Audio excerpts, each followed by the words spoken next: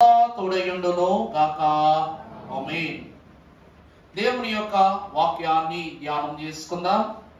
గత వారము ఆపై వారము వధువు యొక్క వరములను జ్ఞాపకం చేసుకుంటూ పరలోక భవనములో వధువు యొక్క విహారము జరిగిన పిదప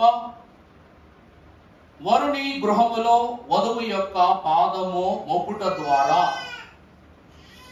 ఆ వరుని యొక్క అంతస్తు ఎంత ఘనమైనదిగా ఏర్పరచబడి ఉన్నదో మనము గత వారమున ధ్యానం చేసుకున్నాం. ఆ వధువుకు ఆ గృహము ఎలాంటి గృహముగా ఉన్నది అంటే ఆతిథ్య గృహముగాను, సంతుష్టి గృహముగాను, సహవాస గృహముగాను, పరిశుద్ధ గృహముగాను, పావన గృహముగాను ఉండుట గత వారము మనము ప్రభు వాక్యం ద్వారా తెలుసుకున్నాం. ఈ దినము అలాంటి వధువు లక్షణములు కలిగిన ఒక పునీత వనిత కన్యక అయ్యున్న ఒక మహోన్నతమైన సాత్వికురాలైన ఒక తల్లిని గూర్చి ఈ రాకడ మాసములో ఆఖరి ఆదివారములో ఆ తల్లి ద్వారా కొన్ని సులక్షణాలను మనం జ్ఞాపకం చేసుకుని ఈ కార్యక్రమాన్ని ఈ మాసాన్ని ఆదివార ఆరాధన ద్వారా పరిపూర్ణత స్థితిలోనికి నడిపించుకునే ధన్యత త్రిత్వ దేవుడు సకల మేలుల కారణభూతుడు మనకు దయచేయునుగాక. ఆమేన్. పరిశుద్ధ వాక్యమును చూసినట్లయితే మహోన్నతుడు సర్వోపకారియగు దేవుడు పరమ జ్ఞాన సంపన్నుడైన భక్తుడైన మోషే ద్వారా వ్రాయించిన పంచ కాండములలో ప్రథమ కాండమైన ఆది కాండం 24వ అధ్యాయం ప్రారంభము నుండి మనము చదువుకున్నట్లయితే అబ్రహాము బహుకాలము గడిచిన వృద్ధుడై ఉండెను. అన్ని విషయములలోనూ యెహోవా అబ్రహామును ఆశీర్వదించును. అప్పుడు అబ్రహాము తనకు కలిగిన సమస్తమును ఏలుచుండిన తన ఇంటినిపై పెద్ద దాసునితో, ఈ చెయ్యి నా తొడ క్రింద పెట్టుము. నేను ఎవరి మధ్య కాపురమున్నానో ఆ కానానీయుల కుమార్తెలలో ఒక దానిని ఈ కుమారునికి పెళ్లి చేయక నా స్వదేశమందున్న నా బంధువుల యొద్దకు వెళ్ళి ఇస్సాకు నా కుమారునికి భార్యను తెచ్చినట్లు ఆకాశం యొక్క దేవుడును భూమి యొక్క దేవుడునైన యెహోవా తోడని నీ చేత ప్రమాణము చేయించదనెను. ఆమేన్. చిన్న ప్రార్థన చేసుకుందాం. సర్వ జ్ఞాన సంపన్నుడైన మా తండ్రి, యుగ యుగములకు సాత్వికుడైన మీరు మేము ధ్యానించుకొనబోచున్న ఈ వాక్యము మా మనస్సునకు అగోచరము, కానీ ఈ వాక్యమును అగుపరచుటకు గల అనేక పద్ధతులను నేడి దినమున మాకు నేర్పించనయ్యన్న తండ్రి, వధువునకు ఆతురత ప్రాముఖ్యమైన లక్షణం అన్నారు తండ్రి మా దైవజనులు. అట్టి వాక్యమనే ఆతురతతో నీ సముఖమున చేరిన సంఘమైన మేము ఈ గనురాలైన తల్లిని గూర్చి తెలుసుకుంటూ ఉండగా నీ ప్రభావిత ధన్యతను మీరు మాకు దయచేసి దీవించి నీ వాక్య అనుభవములో సంపూర్ణముగా మమ్మలను వెలిగింపజేసి విరాజన చేయమని వాక్య సమర్థకుడై మమ్మల్ని నడిపించు. ప్రాణప్రియుడును ప్రియ రక్షకుడును పెండ్లి కుమారునిగా రానయ్యున్న యేసు నామమున మిక్కిలి వినయముగా బ్రతిమలాడి వేడుకొనుచున్న మా ప్రియ పరలోకపు తండ్రి, ఆమేన్. క్రీస్తు ప్రభు వారి యొక్క సహవాస భాగ్యము ధన్యత ఆయన మార్గములను అనుసరించున్న సంఘమైన మనకు సదా నిండారా దయచేసి దీవించును గాక. ఆమేన్. ప్రభువునందు దేవుని ప్రియబిడ్డలారా, మనము ఒక్కొక్క రాకడ వర్తమానానికి ఒక్కొక్క క్యాప్షన్ అనగా టైటిల్ పెట్టుకుంటున్నాం. ఈ దినము కూడా దేవదేవుడిచ్చిన జ్ఞానాన్ని బట్టి ఈ వర్తమానములో దైవజనుడు మహాగణుడైన దేవదేవుడు పరిశుద్ధులకు మహోన్నతులైన మోషే ద్వారా వ్రాయించిన ఈ ప్రథమ కాండములో ఒక ప్రధానమైన మాటను ప్రారంభములో చూపిస్తున్నారు. అబ్రహాము బహుకాలము గడిచిన వృద్ధుడై ఉండెను, అన్ని విషయములలోనూ యెహోవా అబ్రహామును చాలండి. దేవుని వాక్యం యొద్దకు వచ్చిన వాళ్ళ బహువృద్ధుడైన అబ్రహామునకు బహుబల సంపన్నుడైన దేవదేవుడు బహుకాలం ఆశీర్వాదం ఇచ్చి బహు ఉన్నతమైన ఆశీర్వాదాలతో అలంకరింపజేశారట. ఈరోజు తల్లిదండ్రులైన వారు గొప్ప స్వాస్థ్యాన్ని సంపాదించుకుంటారు. ఎందుకు? ఎవరి కోసం అదంతా? గట్టిగా చెప్పాలి. మరియమ్మ గారు గట్టిగా, బిడ్డల కోసం. ఎవరి కోసం? తల్లిదండ్రులు అందరూ ఒక మాట అనుకుంటారట, ఏమిటో తెలుసా? దేవా దేవా దేవా, నన్ను బాగా చూసావు, నా బిడ్డలను కూడా నువ్వు ఎలా చూడాలి? నాకన్నా బాగా చూడాలి. ఏమండి, నాకు 70 ఏళ్ళ ఆయుష్కాలం ఇస్తే నా బిడ్డకి ఎన్నేళ్ళ ఆయుష్ ఇవ్వాలి? నువ్వు 100 ఏళ్ళ ఆయుష్ ఇవ్వాలి. అవునా కదా? ఇదే కదా తల్లిదండ్రులు కోరుకునేది. నేను పడ్డ ఈ భుజముల మీద మోసిన ఏ భారము నా బిడ్డలు మొయ్యకూడదు. నేను పడ్డ ఏ కష్టము నా బిడ్డలు పడకూడదు. మీకు ఒక విషయం తెలుసా? ప్రపంచ కోటీశ్వరుల్లో మేధస్సులను గొప్పవాడైన బిల్ గేట్స్ యొక్క తండ్రి ఒక వ్యవసాయకుడు. ఎవరండి? ఒక వ్యవసాయకుడు. మనం చెప్పుకుంటున్న ముఖేష్ అంబానీ యొక్క తండ్రి కూడా ఏమైనారంట? ఒక వ్యవసాయకుడే. ఈయన వ్యవసాయకుడి కుటుంబముల నుండి వచ్చి పెట్రోల్ బంకుల్లో పనిచేసి, సూపర్ మార్కెట్లో పనిచేసి, ఈ రోజు కొన్ని లక్షల సూపర్ మార్కెట్లకి ఈయన ఎవడయ్యాడంట? యజమానుడు అయిపోయాడు. అబ్రహాముకు కూడా దేవదేవుడు ఏం తెలియజేస్తూ ఉన్నాడు అంటే, అబ్రహామా అబ్రహామా, నేను వెళ్ళు చోటునకు నీవును రావాలి, నువ్వు వెళ్ళు ప్రతి చోటులోను నేను నీతో ఉంటాను అని ప్రభు అన్నారంట. ఇప్పుడు అబ్రహాము గారంట ఏమంటున్నారంటే, ప్రభువు నన్ను బహుగా ఆశీర్వదించి ఉన్నాడు. తరువాత అప్పుడు అబ్రహాము తనకు కలిగిన సమస్తమును ఏలుచుండిన తన ఇంటి పెద్దలలో తన ఇంటి పెద్ద దాసునితో నీ చెయ్యి నా తొడ కింద పెట్టుము, నేను ఎవరి మధ్య కాపురమై ఉన్నాను,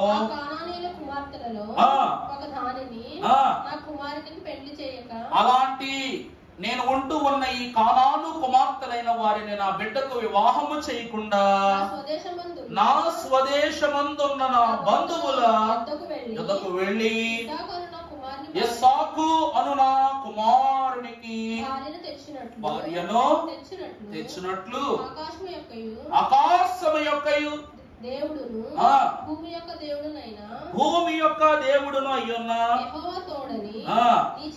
నీ చేత ప్రమాణము. చాలండి. ప్రభునందు దేవుని ప్రియమైన సంఘమైన వారలారా, ఇక్కడ అబ్రహాము యొక్క ఆశీర్వాదం, దేవదేవుడు తన భార్య అయిన శారాను తనకు జత చేర్చి, ఇది దేవుని ఆమోదముతో జరిగిన వివాహము కనుక వారిద్దరూ ఏమయ్యారంట? పేరులు కూడా విడగొట్టలేని ఆదర్శ జంట అయ్యారంట. దేవుని సంఘములోని అబ్రహాము శారాలు ఎవరు చెప్పండి? ఆదర్శ దంపతి. చెప్పరేమ్మా?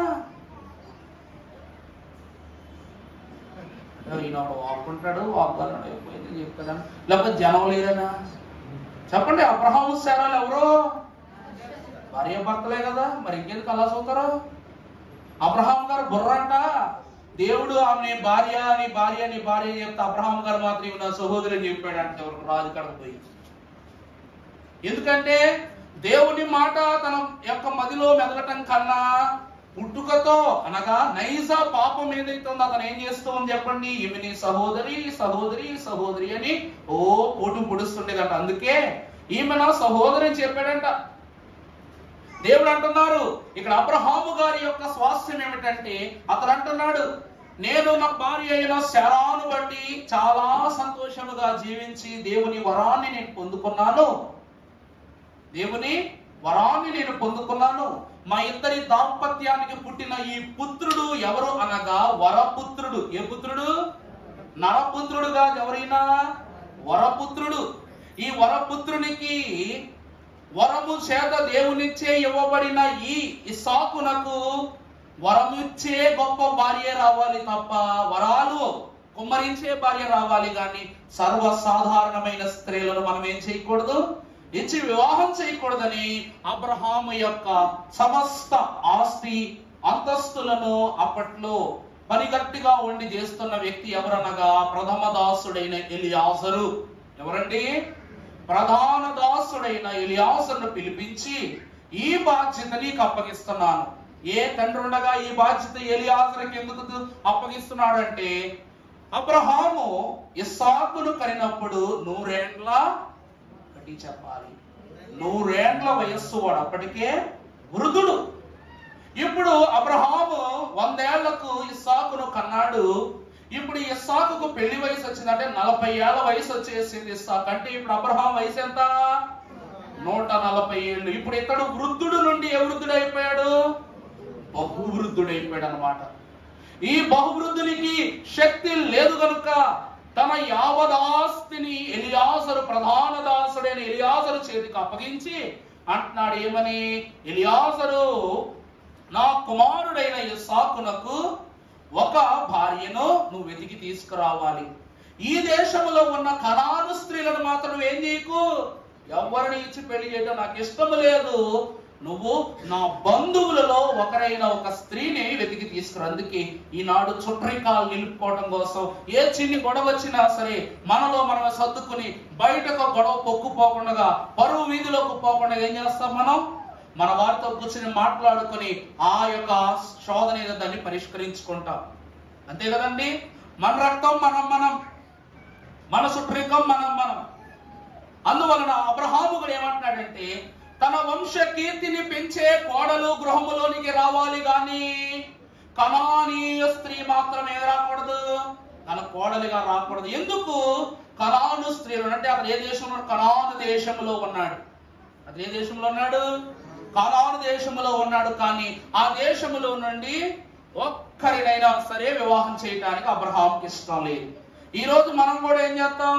ఆరు బయట ఊరు బయట వెతుక్కుంటామే గాని సొంత ఊరిలో ఎతకం. దాని రీజన్ కూడా నేను చెప్పను, మీకు బాగా తెలుసు.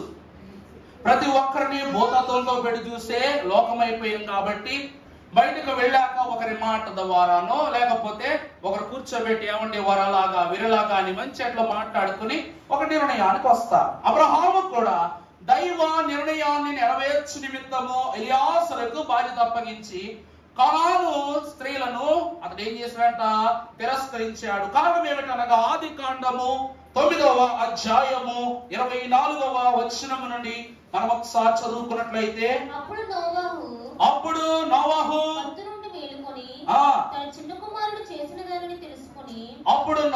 మత్తు నుండి మేలుకొని తన చిన్న కుమారుడు చేసినదంతయు తెలుసుకుని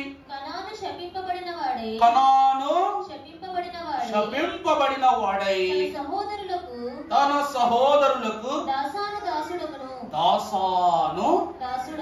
చాలండి. అందుకే దైవజనులు కూడా రాశారు, షేము దేవ వందనము చెప్పబడియెను. అబ్రహాము గారు షేము తర్వాత 10వ తరంలో పుట్టాడు. షేము తర్వాత 10వ తరంలో పుట్టిన వారసుడు. ఆ షేము కాలములో తండ్రి అయిన నోవాహు ఈ యాపేతును ఏమన్నారు? కనాను అన్నారు. 3వ కుమారుడైన యాపేతును ఏమని పిలిచారు? తన స్వాస్థ్యమైన కనానును ఏమని శపించాడంటే, నువ్వు షేముకు ఏమవుతావు?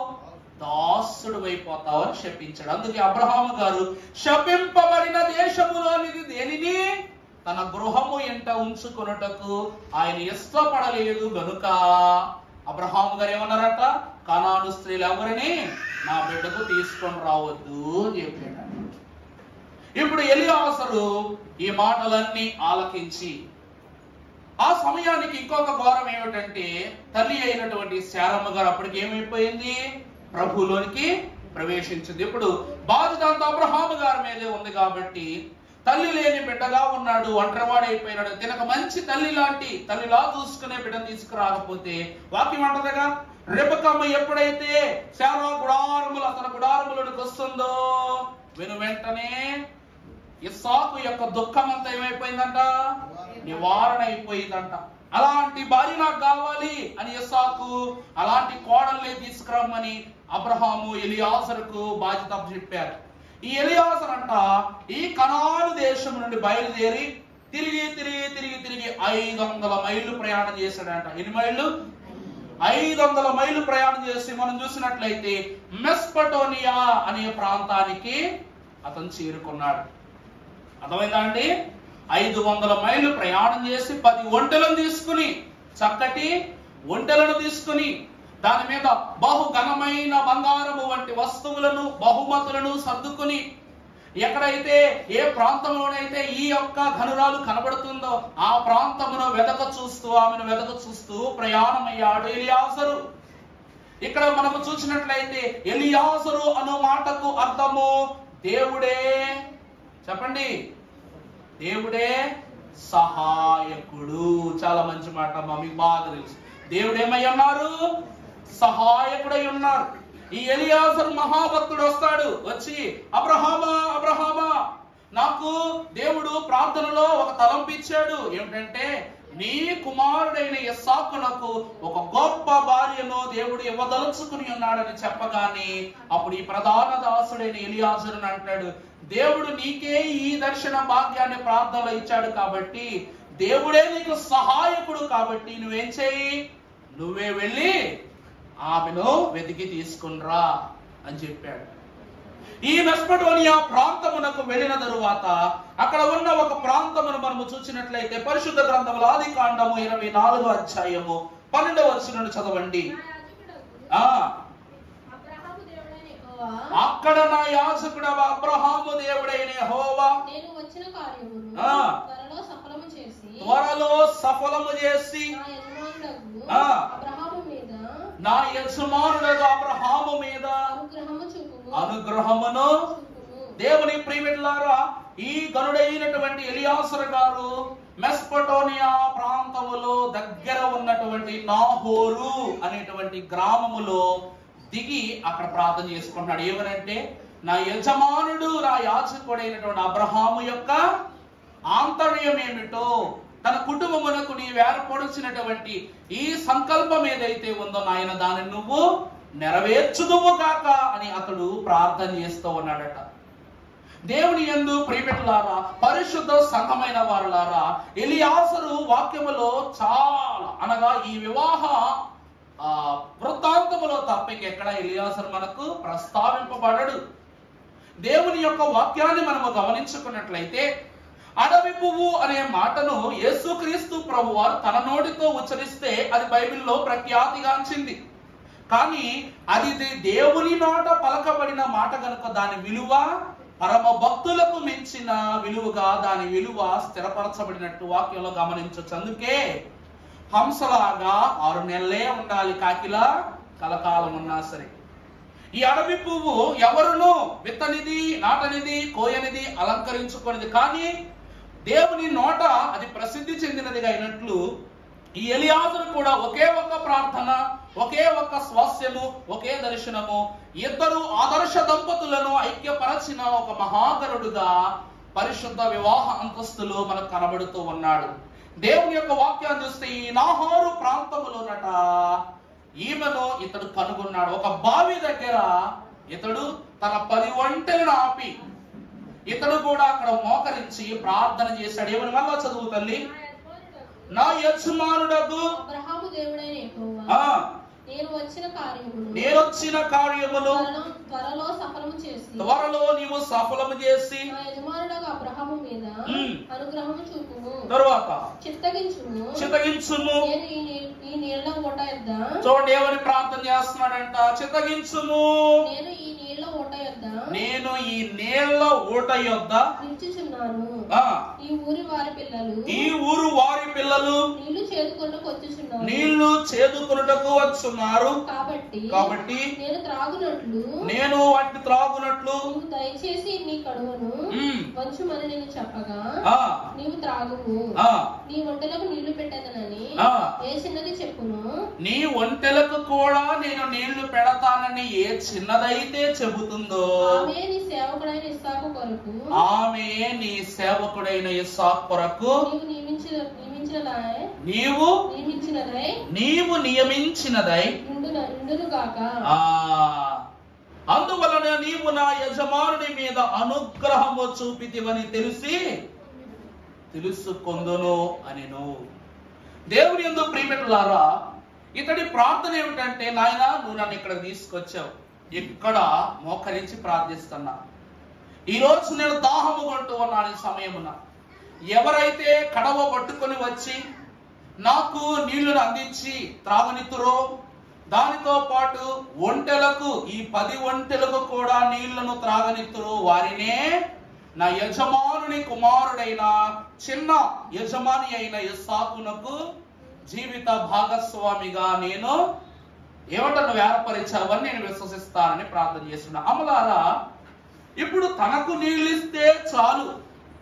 ఒంటెలకు నీళ్లు పెట్టడం అంటే అది సామాన్యమైన పని కాదు. ఒంటెలకు బకెట్లు బకెట్లు బకెట్లు నీళ్లు ఎప్పుడు పట్టుకెళ్ళి పోయలేరు. కారణం ఏంటో తెలుసా?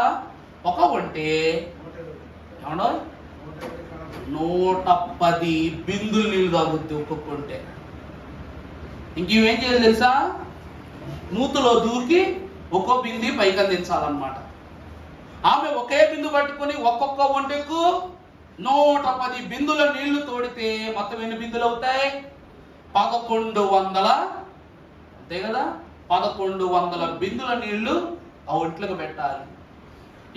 ఏ స్త్రీ అయినా సాహసం చేయగలదా? అప్పుడట ఇతడు ప్రార్థించినట్లుగానే అక్కడికి ఒక చిన్నది నడుచుకుని వచ్చిందట. వచ్చి రాగానే ఆమె వచ్చి ఏమంటుందో చూద్దాం. వాక్యంలో 21వ వచనం చదవండి. ఆ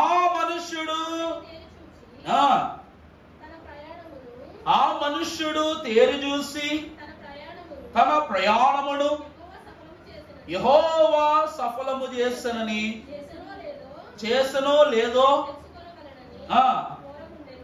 ఓరకుండెను. ప్రభునందు ప్రియులారా, చాలా సంతోషం.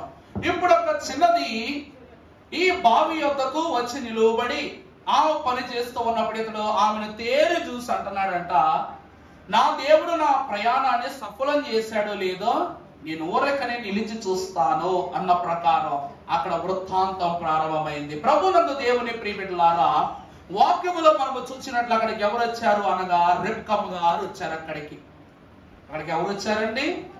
రిబ్కమ్మ గారు వచ్చారు. ఆమె వచ్చి ఆమె కడవతో నీళ్లు పట్టుకున్నప్పుడు ఎలియాజరు తనను తానుగా నాకు కాస్త నీరు పోయి అనడం కానీ ఆమె నీరు పోస్తున్నారు. మీరు నీరు త్రాగండి, మీ ఒంటెలకు కూడా నేను నీళ్లు ఇస్తాను అని చెప్పగానే ఇతను ఆనందపడిపోయాడు. దైవజనులు అన్నారు, రిబ్కా అను మాటకు అర్థము కట్టివేయుట. ఏమిటండి? రిబ్కా అను మాటకు అర్థం ఏమిటి? కట్టివేయుట, లేకపోతే ఉచ్చు. గట్టి చెప్పాలి. మొదటిగా కట్టివేయుట, లేకపోతే ఉచ్చు. ఇదేదో ఏంటి ఇంత అందమైన పేరుకు ఇలాంటి అర్థం ఉందేమో అనుకోవద్దు. కట్టివేయుట అంటే తాడుతోనూ ఉరి తాడుతోనూ కట్టేస్తారా ఏమిటి? అక్కడ వాక్యములో భక్తుడైన ఎలియాజరు మాటని మీరు చూస్తున్నారు. ఆమె విషయమై చదువమ్మా, 21 చదువు. ఆ మనుష్యుడు చూసారా? ఆమెను తేరి చూచి తన ప్రయాణమును యెహోవా సఫలము చేసిననుకొని తెలుసుకున్నా. చాలు. ఈ మనుష్యుడు అనగా ఎలియాజరు రెబెకా దగ్గరకు రాగానే ఎలా చూస్తున్నాడంట? తీరి కళ్ళు తెలేసుకుని చూస్తున్నాడంట ఆ వంక. అంటే ఆమె రూపముతోనూ, ఆమె యొక్క నడవడికతోనూ, ఆమె యొక్క పనితనముతోనూ, ఆమె యొక్క కృతజ్ఞతతోనూ ఆమె ఏం చేస్తుంది చెప్పండి? ఏం చేసింది? ఎలియాజరును కట్టేసింది అనమాట. అర్థమైందమ్మా నేను చెప్తున్నమాట? ఆమె యొక్క సౌందర్యముతోనూ, రూపముతోనూ, ఆమె నడవడికతోనూ, ఆమె కృతజ్ఞతతోనూ ముగ్ధుడైపోయినటువంటి ఎలియాజరు, ఈమె నా యజమానుని కుమారునికి కాబోయే ఎవరు? మా యజమానురాలు. ఇక నుండి శారమ్మ గారు వెళ్ళిపోయారు కదా, ఇప్పుడు ఈమె ఎవరు? ఈమె మా యజమానురాలు అని చెప్పేసి నిర్ధారణ చేసుకున్నాడు. తేరి చూస్తున్నాడు. ఆమె ఏం చేస్తుందో తేరి చూస్తున్నాడు. ఏం చేస్తాం చదవండి తర్వాత వచ్చిన. ఒంటెలు త్రాగుట అయిన తరువాత అర తులము ఎత్తుగల బంగారు ముక్కు కమ్మెను ఆమె చేతులకు 10 తులముల ఎత్తుగల 2 బంగారపు కడియములను తీసి నీవు ఎవరి కుమార్తెవు దయచేసి నాతో చెప్పు అనగానే నీ తండ్రి ఇంట మేము ఈ రాత్రి మేము బస చేయుటకు స్థలమున్నదా అని అడిగాను. చాలండి దేవుని ప్రియబిడ్డలారా, చాలా సంతోషం. ఈ రోజు మిమ్మల్ని కొన్ని విషయాలు అడుగుతారు. దాన్ని బట్టి ఈమె నిజంగానే ఇస్సాకుకు సరి అయిన జోడియా కాదో మీరు చెప్పండి. ఇప్పుడు ఎలియాజరు మహాభక్తుడు ఆమె ఇచ్చిన నీరు త్రాగి ఒంటెలకు కూడా నీరు త్రాగించిన తరువాత వెంటనే ఆ ఒంటెల దగ్గర పైన పెట్టులో నుండి కొన్ని వస్తు సామాగ్రిని బయటికి తీసి ఏమేమి ఇచ్చాడట ఆమెకి? చదవమ్మా. తరువాత ఆ మనుషుడు 6 తులము ఎత్తుగల బంగారపు ముక్కు కమ్మిని ఆమె చేతులకు 10 తులములు ఎత్తుగలిగిన 2 బంగారు కడియములను తీసి నీవు ఎవరి కుమార్తెవు? చాలు. ఈ రోజండి దేవుని ప్రియబిడ్డలారా, ఈమె మా యజమానురాలు అని నిర్ణయించాడు ఎలియాజరు. నేను మిమ్మల్ని అందరూ ఒక మాట అడుగుతాను. పెళ్లి చూపులు అయిపోయాక నిశ్చితార్థం జరుగుద్దా? నిశ్చితార్థం అయిపోయాక పెళ్లి చూపులా? చెప్పండి అమ్మా. ఇప్పుడు పిల్లకి నిశ్చితార్థం రోజు బంగారం అవి ఇవి పెడతారా? పెళ్లి చూపులు పెడతారా? అది చెప్పండి. మరి ఇక్కడ ఎలియాజరు యజమానురాలి కోసము తీసుకుని వచ్చిన ఏ బహుమతులైతే ఉన్నవో ఆ బహుమతులను ఈమె యజమానులను నిర్ణయించి ఇస్సాకుకు చూపించకుండా నిశ్చయం చేసుకున్న తర్వాత ఏం చేశాడంట? తీసుకెళ్లి చూపించాడు. ఆమెను ఏం చేశాడు? నిశ్చయించుకున్నటకు గాను 6 తులముతో ముక్కుకు కమ్మెను.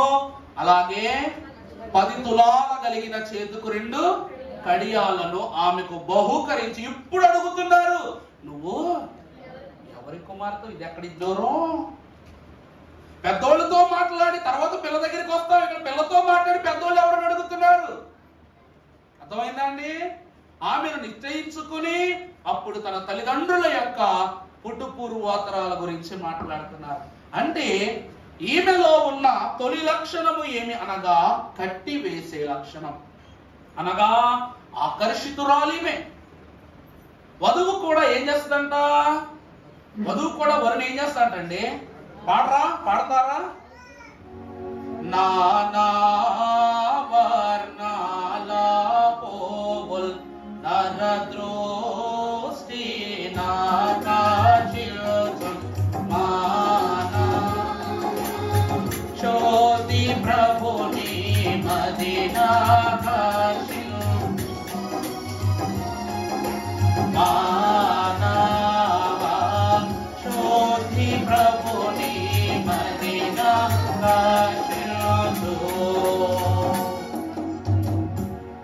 నానా వర్ణాల పువ్వుల్ నరదృష్టిని మానవ శుద్ధి క్రీస్తు ప్రభుని.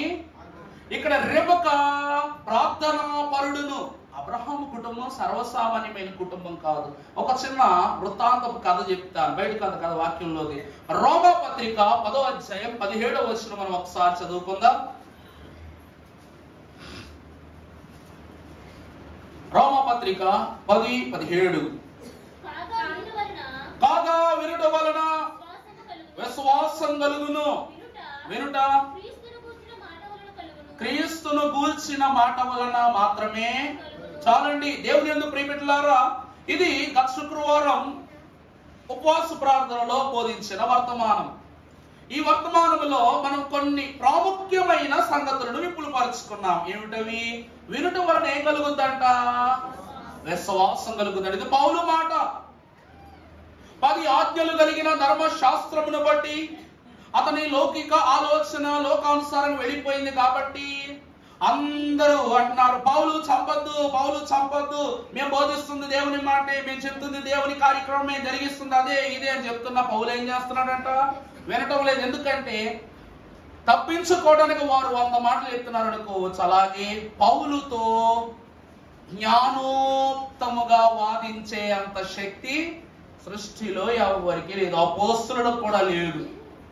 నా మాట అర్థమైందా అండి? పౌలుతో ధర్మశాస్త్రమును గూర్చి వాదించేంత జ్ఞానము, తెలివి ఎవరికి లేదు, అపోస్తలులకు లేదు, ఎవరికి లేదు. అందుకే అతడు ఏం నేర్చుకుని ముందుకు వచ్చాడంటే ధర్మశాస్త్రాన్ని బట్టే ముందుకు వెళుతున్నాడు. నువ్వు దొంగతనం చేశావు, దేవుడి పేరు చెప్పుకుని నువ్వు వాళ్ళంత సొమ్ము లాక్కుంటున్నావు. నువ్వు దేవుని ఆలోచనను బట్టి ఏం చేస్తున్నావు? ఏమండి? దేవుని ఆలోచన బట్టి నువ్వేం చేస్తున్నావు? అమ్మా మిగిలిన వాళ్ళందరూ ఎందుకమ్మో పొలవమని చూస్తారా? దేవుని యొక్క తండ్రి ఫ్యాన్లు అన్నీ వేసి గొడవన్నది తలనొప్పి వేసిపాడి కాసేపు ఐసుగా వేసి అయిపోతాం మేము, వాక్యంతో వేడి చేస్తాను నేను. భక్తులు ఏమంటున్నారంట? అబ్రహాము మహాభక్తుడిని బట్టి పౌలు గారి యొక్క జ్ఞాన సంపత్తిని ఎవ్వరు అంట ఏం చేయలేరు చెప్పండి. ఆయన ఎదురుగా వెళ్ళి ప్రశ్నించేంత సమర్థుడు లేడు. వినుట వల్ల ఏం కలుగుతుంది? అతనికి విశ్వాసము కలిగేంత గొప్ప మాట చెప్పేంత సమర్థుడు ఈ సృష్టిలో ఎక్కడా లేడు. కాబట్టి పౌలు ఎవరి మాట వినట్లేదు. అందుకే పౌలు దగ్గరకు స్వయంగా దేవుని మాటే వచ్చి అంటుంది, సౌలా సౌలా నువ్వు నన్ను ఎలా హింసిస్తున్నా? మనుష్యులను హింసిస్తున్నాడు అని పౌలులో ఆలోచనలో ఉంది. కానీ దేవుడే స్వయంగా ఏమంటున్నారు? నువ్వు నన్ను ఎలా హింసిస్తున్నావు? ఇప్పుడు ఆగింది బండి, పౌలు బండి ఇప్పుడు ఆగిందనమాట. దేవుడు మాట్లాడాడు కదా, దేవుని మాట విన్నాడు కాబట్టి అమ్మో నేను హింసిస్తుంది ఎవరిని? దేవుణ్ణి అని అప్పటి నుండి విశ్వసించడం మొదలు పెట్టాడు. అలాగే అబ్రహాము గారి యొక్క కుటుంబాన్ని మీరు చూస్తే వినుట వలన విశ్వాసము కలుగునని నమ్మే కుటుంబము అబ్రహాము కుటుంబము. అందుకే క్రీస్తు మొదలుకొని క్రీస్తు సంతానమయ్యాము మనము. కడ ముందంతా ఎవరి సంతాన స్వభావం? అబ్రహాము సంతాన స్వభావం. దేవుని ప్రియబిడ్డలారా, భక్తుడైన అబ్రహాము గారు విన్నవారు కాబట్టి విశ్వసించారు.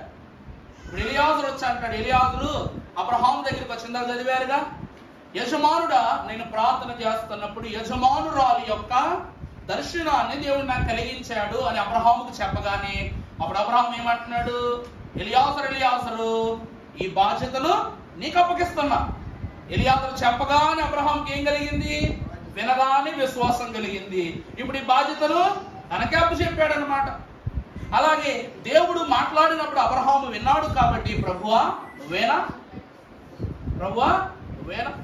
సింధూర వనము యొద్దకు వచ్చి ప్రభువు తన గృహములో తన గుడారముల ఆతిథ్యము పొందుకున్నప్పుడు దేవుడు అబ్రహామా నీకు సంతానాన్ని ఇస్తాననగానే అబ్రహాము ఆ మాట విని విశ్వసించాడు. కాబట్టి తనకు గొప్ప స్వాస్థ్యం. శారమ్మ విశ్వసించలేదు కాబట్టి ఆమెకు దీర్ఘకాల దుఃఖము. ఏమిటి? ఆమెకి ఏంటంట? దీర్ఘకాల దుఃఖం. ఎలాంటి దుఃఖం అంటే శారమ్మ గారి యొక్క అనగా ఇస్సాకు గుడారములకు రెబకా వచ్చేంత వరకు ఇస్సాకుకి ఏం తగ్గలేదంట? దుఃఖం తగ్గలేదంట. కారణం ఏంటి చెప్పండి? 1000 ఏళ్ల వయస్సులో కంద బిడ్డల్ని. ఈరోజు తల్లులకు మీ అందరికి వేస్తున్న ప్రశ్న, ఒక్క నువ్వు ఎంత ఘోరమైన శిక్ష ఇచ్చిందో బిడ్డను కంటే సరిపోదన్నా, బిడ్డను కంటే సరిపోదు. దీనిని బట్టి ఒక్క మాటను బట్టే శరమ గొప్ప, మిగిలిన విషయాలు ఎందులో గొప్ప కాదు. కారణం ఏంటి తెలుసా? వృద్ధురాలైపోయింది. ఎప్పుడో కనాల్సిన బిడ్డను ఒక్క నవ్వు వల్ల బహువృద్ధురాలైన తర్వాత కంది. ఇప్పుడు ఈ బిడ్డను చేత్తో పట్టుకుని భుజం మీద వేసి లాలిపాట పాడగలదా?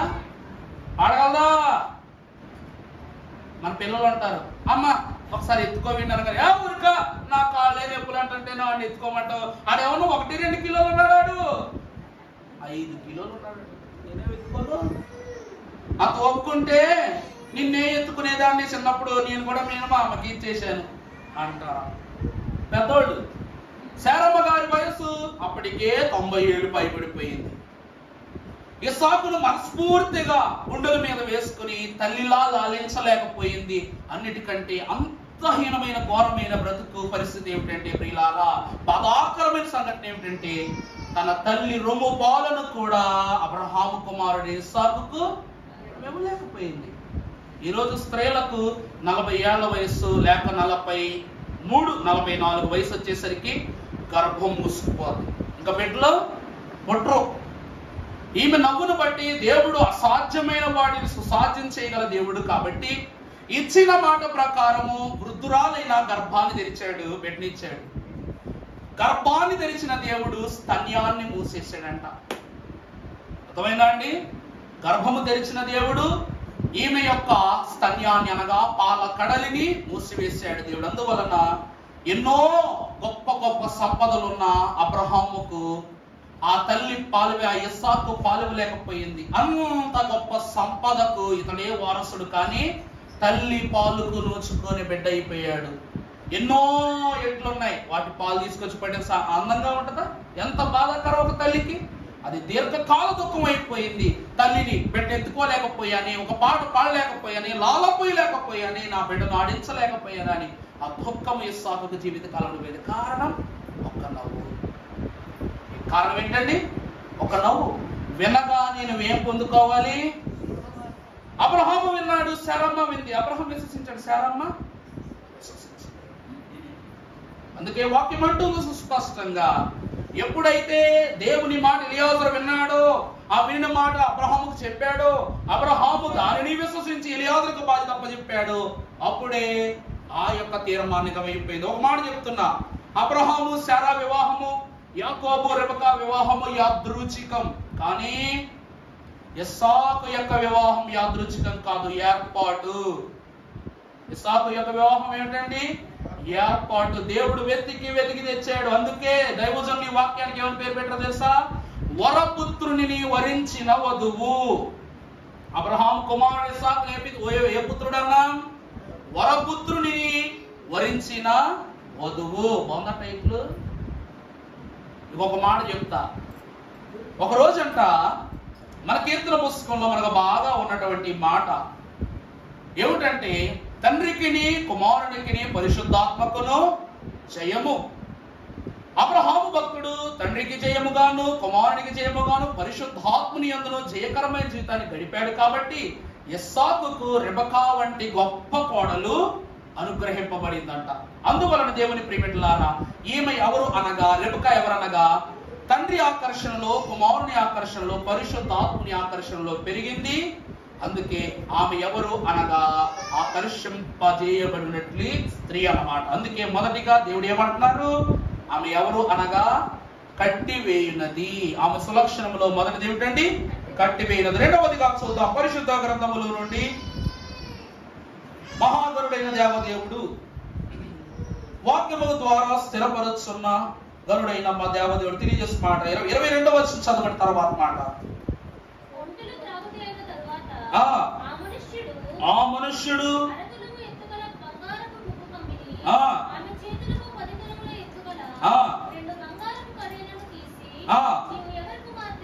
నీవు ఎవరి కుమార్తెవు? దయచేసి నాతో చెప్పుము. నీ తండ్రి ఇంట మేము ఈ రాత్రి బస చేయుటకు స్థలమున్నదా అని ఆమెను అడిగాను. ప్రభునందు దేవుని ప్రియమిత్రులారా, ఇక్కడ ఎలియాజరు మహాభక్తుడు అక్కడ బావి దగ్గర ప్రార్థన చేయగానే వెంటనే ఎవరు వచ్చేసారంట? రెబెకమ్మ గారు వచ్చేసారంట. రెబెకమ్మ గారు అనగానే ప్రభు వాక్యాన్ని బట్టి దైవజనులే అన్నారు, ప్రార్థన దేనినైనాను కట్టేస్తుందంట. ప్రార్థన దేనినైనా కట్టేస్తుంది. అందుకే ఫిలిప్పీ పత్రిక 4వ అధ్యాయం 4వ వచనంలో దేవుడు సెలవిస్తున్న మాట పౌలు ద్వారా ఒకసారి చదవండి. ఫిలిప్పీ 4:4. అమ్మా ఎల్లప్పుడూ ప్రభువు నందు ఆనందించుడి.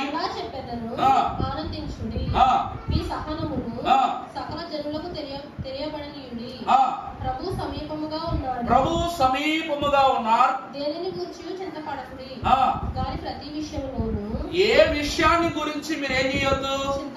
ఇక్కడ ఎలియాజరు అంట 500 మైళ్ళు ప్రయాణం చేశాడు, కానీ అసలు ఈ యజమానురాలు మనకు దొరుకుద్దో లేదో అని చింతపడ్డా? దేవుని గురించి చింతపడకుండా ఏం చేశాడంట? ప్రతి విషయములోను ప్రార్థన విజ్ఞాపనముల చేత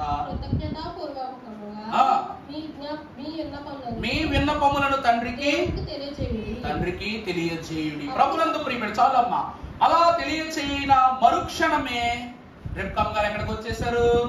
బావి దగ్గరికి వచ్చేసారు. అయ్యగారు రాశారు, నీ మనవి వినగానే నీ తండ్రి ఓ కొట్టి నెరవేర్చునంతాయం తెలుసోనా.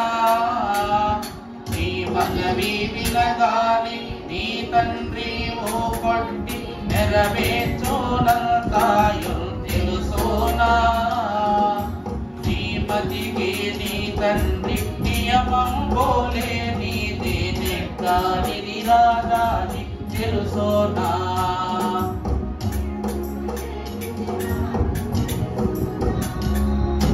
నీ ఆత్మలో ఆత్మ తెలుసోనా. అబ్రహాము దాసుడైన ఎలియాజరు ప్రార్థన చేయగానే తన మనవి ఎక్కడికి వెళ్ళిపోయింది? ఏమో వెళ్ళిపోయింది, దేవుని యొద్దకు వెళ్ళిపోయింది. నీ మనవి వినగానే నీ తండ్రి ఊకొట్టి ఏం చేశారట? క్షణములోనే నెరవేర్చారట. నిజముగా ఎలియాజరు అక్కడే ప్రార్థన చెయ్యాలన్న తలంపు ఎక్కడి నుంచి వచ్చిందండి? అర్థమైందా? నీ మతికి నీ తండ్రి నియమము లేనిదే ఏది నెగ్గనిది రాదని తెలుసునా, నిరుకు లేనిది రాదు తెలుసునా, నీ ఆత్మలో ఆత్మ తెలుసునా. అంటే అంత ఆకర్షితురాలైన వనితను ఆమె కనుగొన్నాడు అన్నదానికి మూలము ఎవరు అనగా దేవుడే. ఇప్పుడు ఇతను ఏమని అడుగుతున్నాడంటే, అమ్మ అమ్మ అమ్మ మీ నాన్నగారు ఎవరు అని అడుగుతున్నాడు. ఏమని అడుగుతున్నాడండి?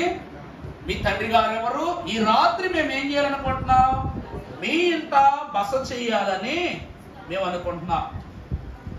బస చేయాలని వేడుకోగానే ఈమె వెంటనే ఏం చేసిందట? ఇంటికి వెళ్ళి తన కుటుంబ వాసులు తన తల్లిదండ్రులు చెప్పినప్పుడు అప్పుడట ఈమె తల్లిని చూశాడట, ఈమె తండ్రిని చూశాడంట. అతను ఎవరు అనగా నాహోరు. ఎవరండి? నాహోరు. ఇతడు ఎవరు అనగా స్వయాన అబ్రహామునకు తమ్ముడు. అబ్రహాం ఏమన్నాడు? నా బంధువుల యొక్క పిల్లనే నువ్వు తీసుకురా. దేవుడు ఎంత జ్ఞానంతో ఈ వాక్యాన్ని, ఈ ధన్యతను అబ్రహాము గారికి ఇస్తున్నారంటే, కనానును విడచి 500 మైళ్ళ అవతల ఈ పరిశుద్ధ పట్టణములో నాహోరు కుమార్తె అయినటువంటి రెబెకాను, ఇద్దరు బిడ్డలు. ఒకడు ఎవరు చెప్పండి? ఎవరు చెప్పండి? ఒక కుమారుడు కుమార్తె అన్నమాట, ఇద్దరు. ఈమె చెల్లెలు. ఎప్పుడైతే అని అడిగాడో ఆశ్చర్యపోయాడు అన్నమాట. ఈ మాటలకు ఏమైపోయాడు? ఆశ్చర్యపోయాడు. అబ్బా, దేవుని కార్యములు ఎంత గొప్పవో అని ఆశ్చర్యపోతూ, ఈ రాత్రి మీ ఇంట నేనేం చేస్తాను? బస చేస్తానని అడిగాడు. దేవుని ప్రియబిడ్డలారా, మనము చూసినట్లయితే ఈమె ఎవరు అనగా దేవుని చేత నిశ్చయింపబడినది. ఎప్పుడైతే నా తండ్రి నాహోరు అని ఆమె తెలియజేసిందో వెంటనే అతను ఏమనుకున్నాడు? నిశ్చయము, కన్ఫామ్. అర్థమైందండి? గొలుసేసాడు, క్షమించండి, చేతికి కడియాలను అందించాడు, ముక్కుకు కమ్మి పెట్టాడు. ఆమె వెంటనే పట్టుకుని తన తండ్రి విషయమో తెలియజేయడానికి తన పరుగున గృహానికి వెళ్ళేసరికి అక్కడ ఈ వృత్తాంతాన్ని చూపి, ఇది నేను నిశ్చయించినది కాదు. ఎవరు నిశ్చయించింది? దేవుడే నిశ్చయితడు. ఫిక్స్ అయిపోయాడు అంతే. అప్పుడు వెంటనే అంటున్నాడు, ఇది దేవుని నిశ్చయత. ఈమె దేవుని చేత నిశ్చయించబడింది. కారణం చెప్తాను. అబ్రహాము గారికి శారమ్మ గారు సహోదరి, చుట్రెకం. యాకోబుకు రాహేలు కూడా చుట్రెకమే. ఎలాగా? బావా చెప్పనమ్మా, మేనమావ కూతురు. ఈ వరసలు సంతకి వెళ్ళా, మేనమావ కూతురు అన్నమాట. ఇదిగో ఈ రెబెకా అన్న యొక్క కూతురు, రెబెకా అన్న కూతురు అన్నమాట. అంతే. వారిద్దరి వివాహాలు అబ్రహాము శారాలు చిన్నప్పటి నుంచి ముఖాలు చూసుకుని పెరిగారు. అలాగే రాహేలును కూడా యాకోబే కనుగొన్నాడు, కానీ ఎవరు కనుగొనలేదు. కానీ ఇస్సాకు కోసం దేవుడు చూశాడు, ఎంత వృత్తాంతాన్ని నడిపించాడు. ఒక ప్రధానమైనటువంటి దాసుని పంపి ప్రార్థనాపూర్వకంగా తెలుసుకొని తన పుట్టుపూర్వతను గ్రహించి నిశ్చయత పూర్తి చేసిన తరువాత కుమార్తె తీసుకొచ్చి ఇస్సాకు చూపించి అప్పుడు వివాహాన్ని నిర్ణయించుకున్నారు. ఇక్కడ దైవజనులు దేవదాసు గారు అంటున్నారు, దేవునికి మనుషునికి మధ్యవర్తియు ఒకడే. అలాగనే ఈ వివాహమునకు మధ్యవర్తి ఎవరు అనగా ఎలియాజరు. అతడు దేవుని వాక్కును బట్టి ఇది దేవుని యొక్క నిశ్చయత అంటున్నాడు. ఒక మాటను మీకు తెలియజేస్తాను. పరిశుద్ధ గ్రంథములో మనము చూసినట్లయితే సర్వోన్నతుడకు దేవుని యొక్క ఆత్మీయ వరములు గ్రహిస్తూ 2 కొరింథీ పత్రిక 2వ అధ్యాయం 9వ వచనం చదువుకుందాం ఒకసారి. 1 కొరింథీ 2వ అధ్యాయం 9వ వచనం.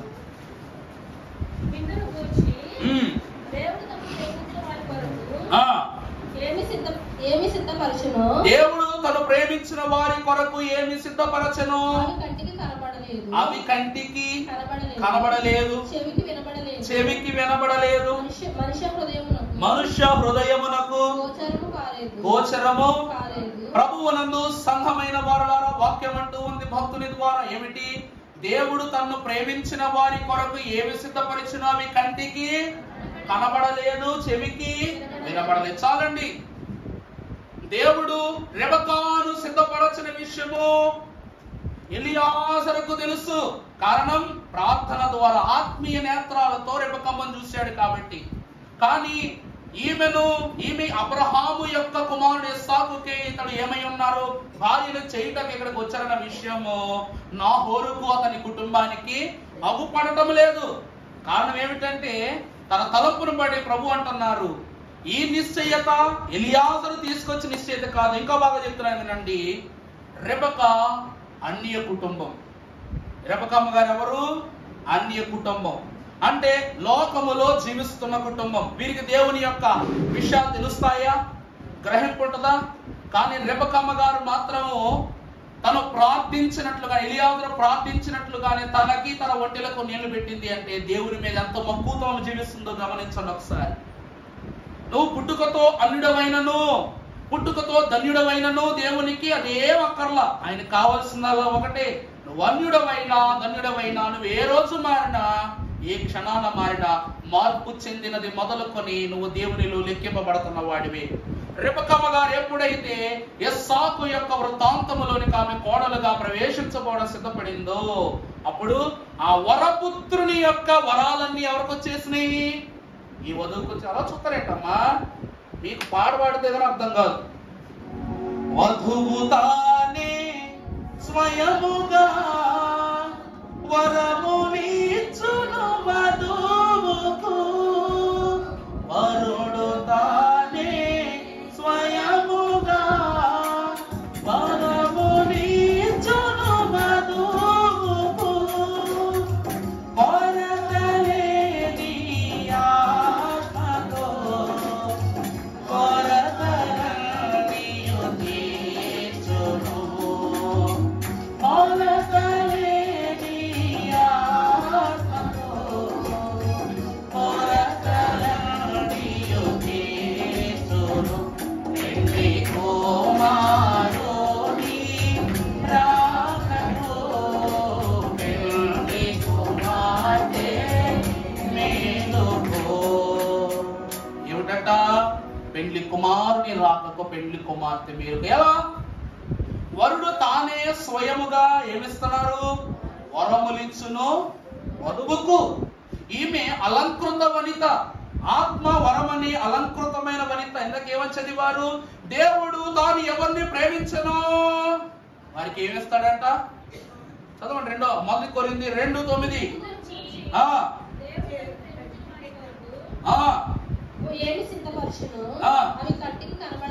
లేదు, వినబడలేదు, మనుష్య హృదయమునకు అవి గోచరము కాలేదు. తరువాత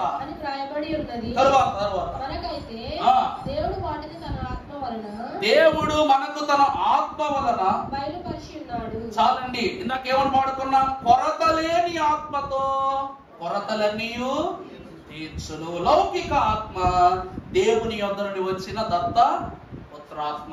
అప్పటి వరకు తన కుమారుడైన లాబాను, అర్థమైందా అండి? రెబెకా యొక్క అన్నైన లాబాను అతను అనుకుంటున్నాడంట, ఎవరబ్బా నా చెల్లికి చేతికి మంచి కడియాలు పెట్టారు, ముక్కు కమ్మి పెట్టారు, ఎవరబ్బా పరుగు వెళ్ళి చూశాడంట.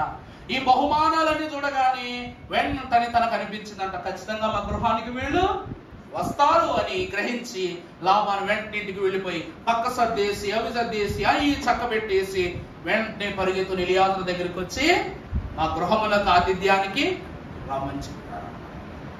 ఇక్కడ తన చెల్లెలు ధరించుకున్నటువంటి బంగారపు వర్ణములను చూచి తన లౌకిక ఆత్మ పని చేయడం ప్రారంభించింది. కానీ రెబెక్కమ్మ గారు పెట్టిన కడియాలను బట్టి కానీ ముగ్గు కమ్మెను బట్టి కానీ ఆకర్షింపబడిందా?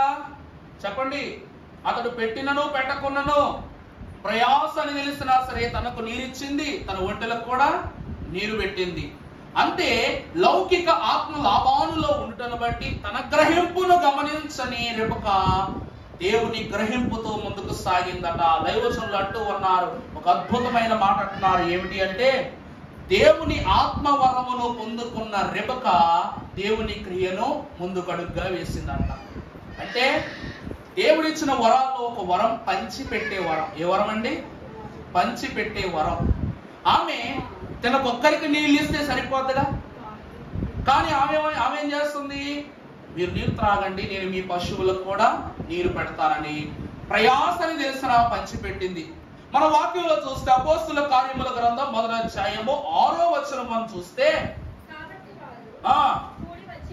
కూడి వచ్చినప్పుడు ప్రభువా ఈ కాలమందు ఇశ్రాయేలులకు రాజ్యమును మరలా అనుగ్రహించదవా అని ఆయనను అడుగగా ఆయన కాలములు సమయములను తండ్రి తన స్వాధీనమునందు ఉంచుకొని ఉన్నాడు. చాలండి. కాలములు సమయములు తండ్రి తన స్వాధీనములు ఉంచుకున్నారు. దేవుడంట యేసు క్రీస్తు ప్రభువారు శిష్యులైన వారు రొట్టెలను పంచి 12 గంపలకు ఎత్తినప్పుడు కూడా ఆయన ఆనందపడలేదు. కానీ శిష్యులైనటువంటి వారు మీరు తండ్రి యొక్కయు కుమారుని యొక్కయు పరిశుద్ధాత్మ యొక్కయు నామమున నమ్మిన వానికి బాప్తిస్మిచ్చి నమ్మిన వారిని తండ్రి సన్నిధిలో నడిపిస్తూ అనేక క్రియలను చేస్తూ సువార్త ప్రకటించుడి. ప్రభు ఏమంటున్నారు? సమస్త లోకమునకును మీరేం ప్రకటించండి? సువార్త ప్రకటించండి. ఇది నిజమైన ఆనందము. ఆనాడు శిష్యులైన వారు దేవుని సువార్తను పంచిపెట్టినట్టు ఈమె కూడా మనుషులకు ఒక విలువ, తెచ్చినటువంటి జంతువులకు ఒక విలువలా కాదు. ఆమె ఇంటి దగ్గర పనివాళ్ళు లేరు చెప్పండి. ఏం చేయాలి? తీసుకుని వచ్చి వంటలకు కాస్తంత నీళ్లు పోయండి అని చెప్పేసి సరిపోతుంది. కానీ ఆమె ఏం చేసిందంట? రేపటి తన యజమానురాలిగా తను చేయవలసిన బాధ్యతను ఆ కుటుంబంలోనికి వెళ్ళటానికి ముందే నిర్వర్తించిందన్నమాట. నా మాట అర్థమవుతాను? పోనండి, నేను పాస్టర్న కాదమ్మా అనుకోండి. ఒకరింటికి వచ్చాను. ఒకరింటికి వచ్చి నా డ్రెస్ కాస్తంత చీవుడిపోయి పాడైపోయింది. నేను వచ్చి అమ్మ కొంచెం మంచినీళ్ళు ఉన్నాను అనుకో, డ్రెస్ చూసి ఏమంటారు చెప్పండి? ఇలా అయ్యా పక్కెళ్ళు అని అంటారు. అదే ఆకలేస్తే కొంచెం అన్నం పెట్టామంటే అప్పుడు కూడా ఏమంటారు? నీళ్ళు లేవని వాళ్ళకి మేము పెడతాం. 500 మైళ్ళు ప్రయాణము చేసి వచ్చాడు ఎలియాజరు. ఎవరితోనూ? అబ్రహామునకు ప్రధాన దాసుడు. అర్థమైందా? ప్రధాన దాసుడు అంటే అబ్రహాము బంధువర్గమైనటువంటి సహోదరుడైన నాహోరు యజమానురాలి స్థానంలో ఉన్న రెబెక్క అతన్ని ఎలా చూడాలి? పనివారిని పెట్టి అతనికి దప్పిక తీర్చడమో ఆహారం ఇవ్వడమో చేయాలి. కానీ ఆమె అలా చేయలేదు. తను ఒక యజమానురాలి స్థానంలో ఉంది కనుక తల్లి బాధ్యతను తాము వ్యవహరిస్తూ అతను ఎవరో తెలియకుండాను ఏం చేసిందంట? అతన్ని తృప్తి పరచినట్లుగా వాక్యం చెప్తూ ఉంది. అందుకే దేవుని వాక్యం అంటూ ఉంది, ఈమె ఎవరు అనగా ఆత్మ వరములు కలిగిన స్త్రీ. మంచేదో చెడేదో లోకమేదో లోపమేదో గ్రహించే ఆత్మవరం ఉండాలి. అందుకే తను తీసుకొచ్చిన దానికి కూడా దేవుడు ఎలా ఇవ్వాలో ఏమి ఇవ్వాలో తనకు గ్రహింపునిచ్చాడు. ఇక ఆఖరిగా చెప్తాను, ఈమె ఎవరు అనగా పవిత్రమైన స్త్రీ. ఈమె ఎవరండి? పవిత్రమైన స్త్రీ. దేవుని వాక్యాన్ని బట్టి చూస్తుందాక ఆత్మవరాలన్నా, ఆత్మవరాలంటే ఏంటి అనే ప్రస్తావన వచ్చినప్పుడు రీసెంట్ గా ఒక 2 నెలల క్రితం అనుకుంటా కాకాంతోట వీళ్ళు వస్తుంటే నా పక్కన ఒక పండితులు కూర్చున్నాడు. అంటే పంతులు గారు కూర్చున్నారు నా పక్కన. నేను కీర్తన పుస్తకం తెరుచుకుని ఇటు చూసుకుంటున్నాను అనమాట. మొదటి పాట చూస్తున్నా. చూస్తుంటే ఒకసారి నేను చూడొచ్చా అండి పుస్తకం అన్నాడు ఆయన. అయ్యో దాన్నే ఉందండి, బేషుగ్గా చూడొచ్చు అని చెప్పి ఇచ్చారు. ఇస్తే ఈ మొదటి పాటలో శుభాకర శుభాకర విశుద్ధ వందనం నభాన భూమి సర్వోన్నత్య వందనం. ఎంత చదివిన తర్వాత అతను నా చేతిలో పుస్తకం పెట్టి, ఈ పుస్తకం ఎవరు రాశారండి, ఈ పాట ఎవరు రాశారండి అంటే ఇక్కడ రాస్తుంది కదండి, రచన ఎం దేవదాసు. ఎవరండి ఈయన అనగానే బైబిల్ మిషను దేవుని యొద్దను అందుకున్నవారు మాకు దైవజనులు అని చెప్పగానే ఇతడు పరమ పండితుడు, సంస్కృతములో ఉన్నటువంటి లబ్ధి కాని ఎన్నో విషయములను ఒక గోచరమునకు చేర్చి రాస్తే ఈ పాట. మీరు దీన్ని ఎలా పాడతారో నాకు తెలియదు, కానీ ఈ అక్షర స్పష్టతను మాత్రం ఎప్పుడు ఏం చేయకూడదంట, పట్టు దాటించకూడదంట. ఇతడు అపరమేధావి. ఇది సురులకు కాని సంగతి, అపరిమిత జ్ఞాన సంపన్నులకు మాత్రమే సాధ్యమయ్యే సంగతి. ఎందుకంటే ఇక్కడ ఒక మాట ఉంది, ఇందాక పాడారు, వరుడు తానే స్వయముగా వరములిచ్చును. మన ప్రభు ఎవరో చెప్పనా, వరాత్మ పిత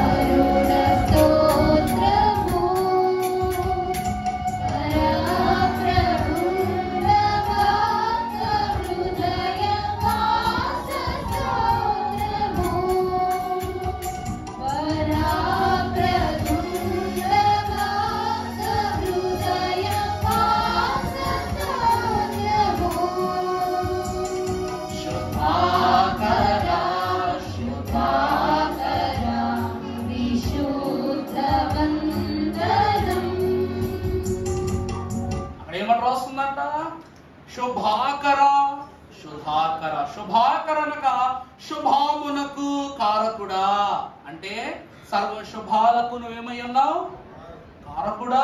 రెండవది శుధాకర అనగా సర్వ శుద్ధులకు మూలమై ఉన్నవాడా, నీకు విశుద్ధ వందనం అంటే వినయ విభాషితమైన శుద్ధితో నీకేం చెప్తున్నామేమో వందనం చెప్తున్నాం. అంటే శుభమునకే కారకుడైన ప్రభువుకు శుభాలు చెప్తూ, శుద్ధికే కారకుడైన ప్రభువుకు శుద్ధి స్తుతి చెప్తూ మనం ఏం చేస్తున్నామంటే విశుద్ధ అనగా వినయముతో, వినయ శుద్ధితో మేము ఏం చేస్తున్నాం, వందనం చెప్తున్నాం.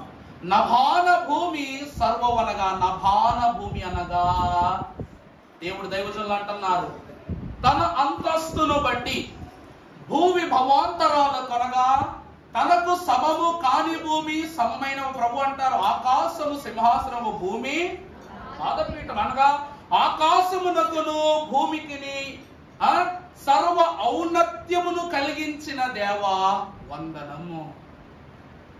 అర్థమైందండి?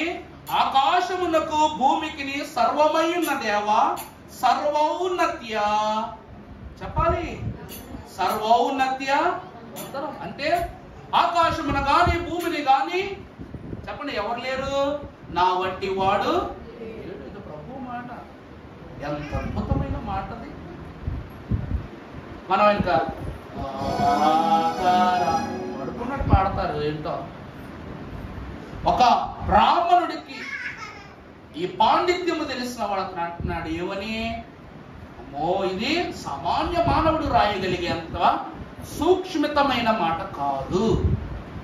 ఈయన ఎవరనగా వరాత్మపిత, రెబెకాకు వరములనిచ్చిన ఎవరైతే ప్రభు ఎవరైతే ఉన్నారో అది ఎవరంట, వరములకు పిత. పుత్ర నిర్గమ అనగా ఆ పుత్రునికి, నిర్గమం అనగా ఆ పుత్రునికే మార్గము చూపిన పరుడ స్తోత్రము. నిర్గమ పరుడ స్తోత్రము. తర్వాత వరప్రదుండ అనగా వరములను మాకు అనుగ్రహింపజేయు ప్రభువా భక్త హృదయ వాస స్తోత్రము. రెబెకమ్మ గారి మనస్సులోనికి వరప్రదుండ అనగా దేవదేవుడు తన వరాలను అనుగ్రహించారు కాబట్టి తన హృదయములో దేవునికి ఏ స్థానం ఉండిపోయింది చెప్పండి, దేవుని నివాసము తన హృదయం అయిపోయింది. భక్త హృదయ వాస. ఈ పాట చెప్పుకుంటే చాలు 10 ఏళ్ళు పడుతుంది సరిగా చెప్పుకుంటే. దైవజనులు అదే అంటున్నారు, రెబెక్కమ్మ గారు మామూలు ఏర్పాటు కన్య కాదు.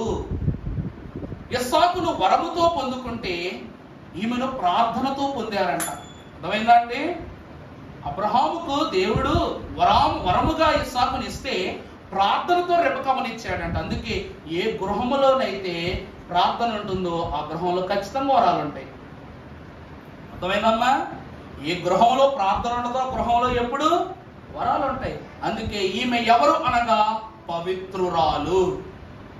వాక్యం సెలవిస్తుంది. భక్తుని మాట చూస్తే 1 పేతురు పత్రిక 1వ అధ్యాయం 14వ వచనం చూస్తే, నేను పరిశుద్ధుడను గనుక మీరును పరిశుద్ధులై ఉండుడి. ఇది పేతురు మాట, పరిశుద్ధాత్మ దేవుడు రాయించిన మాట.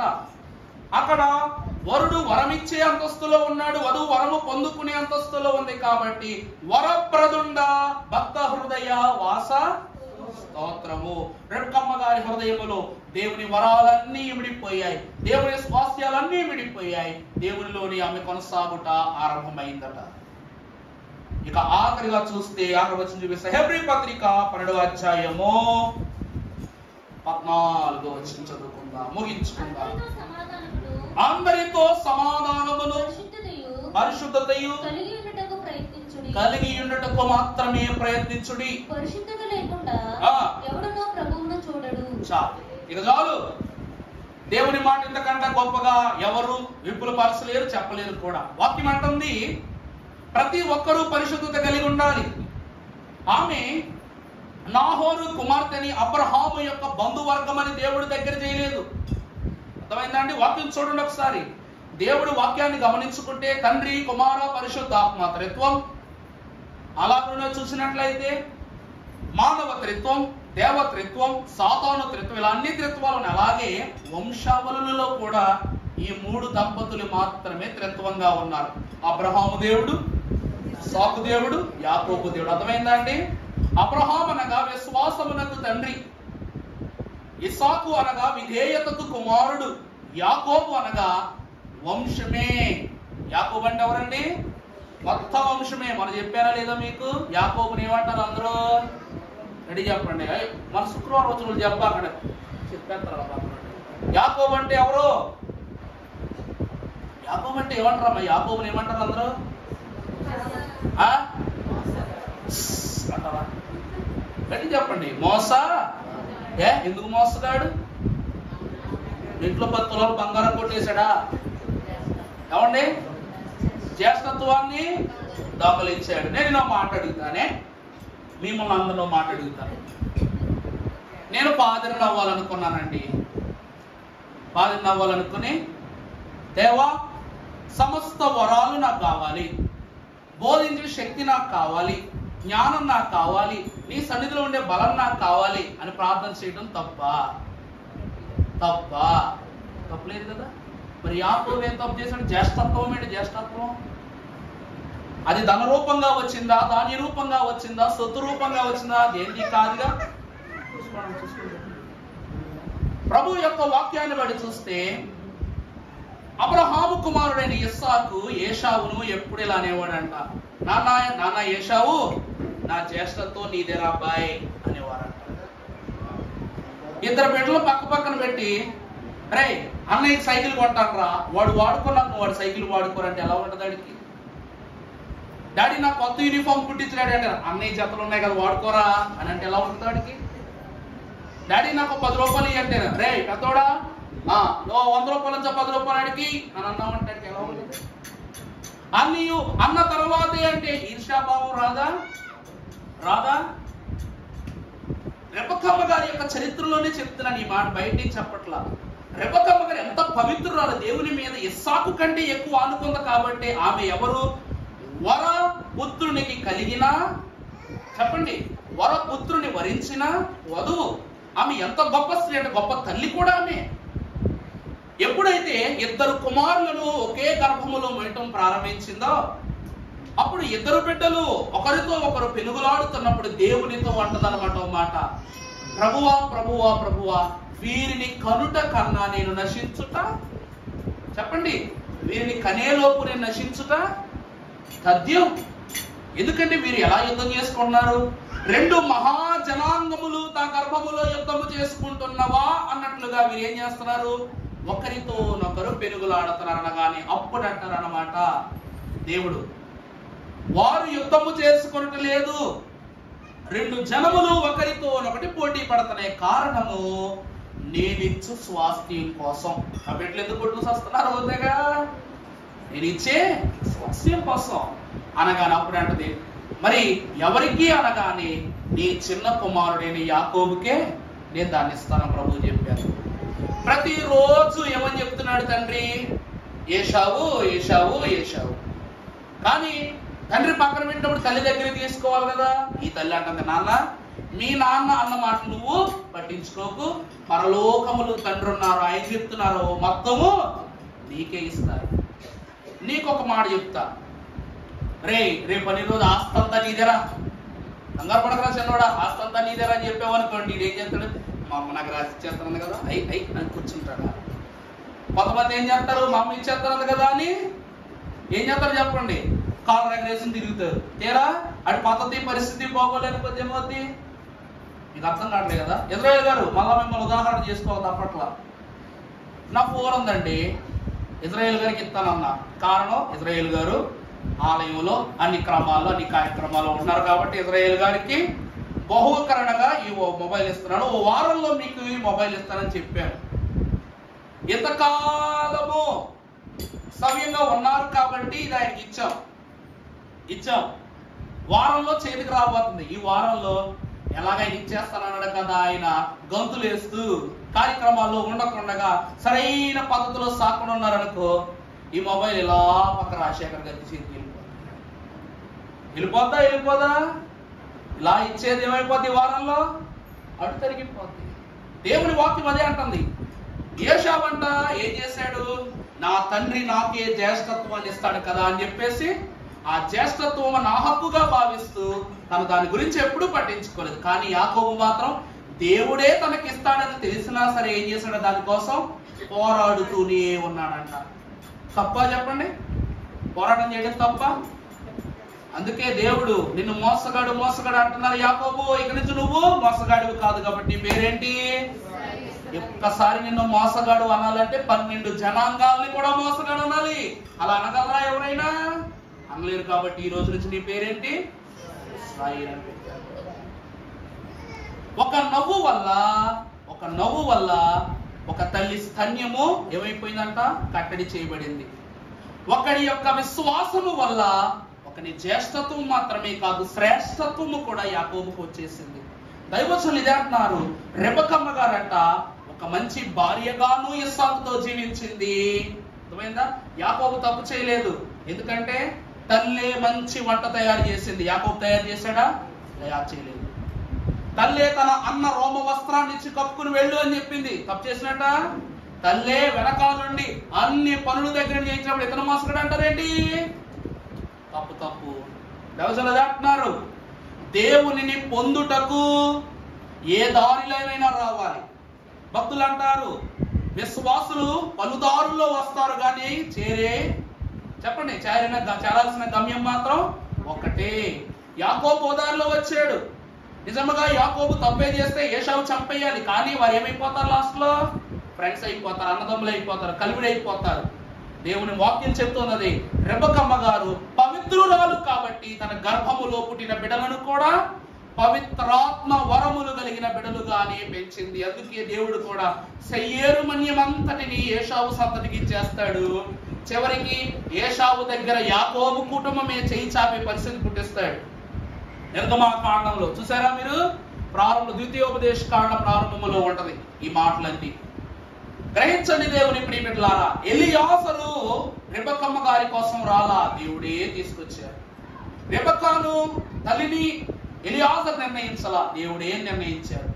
ఆమెలో ఉన్న పవిత్రతను కనపరుచు నిమిత్తము ఆత్మీయ అలంకరణకు గుర్తుగా అతడు 2 కడియములను 3 కమ్మెను ఆమెకి ఇచ్చాడు. ఇది పరలోక అలంకారం అని సూచిస్తుంది. ఒక ఘనమైనటువంటి ఏర్పాటు కొరకు ఈమె స్థిరపడింది కనుక ఈమె ఎవరు? వరపుత్రుని వరించిన చెప్పండి వధువు. అంతే. తల్లిదండ్రులకు చెప్పింది, మాట్లాడింది, అన్ని చక్కబడ్డాయి. యజమానురాలిగా ఒంటెక్కింది. ఎక్కడికి బయలుదేరిపోయింది? మరలా కనాను దేశానికి బయలుదేరి వెళ్ళిపోయింది. దేవుని ప్రియబిడ్డలారా, అందుకే బిడ్డల వివాహాలు చేసేటప్పుడు ఏదైనా దేనిని గూర్చి చింతించకుడి.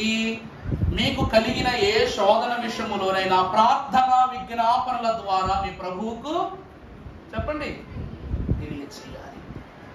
ఇస్సాకు బాధ్యత దేవుడు తీసుకున్నారు, యాకోబు బాధ్యత దేవుడు తీసుకున్నారు, మీ బాధ్యత దేవుడు తీసుకుంటారు. రాకడలో ఎత్తబడబో సంఘం యొక్క బాధ్యత కూడా ఎవరు తీసుకుంటారు?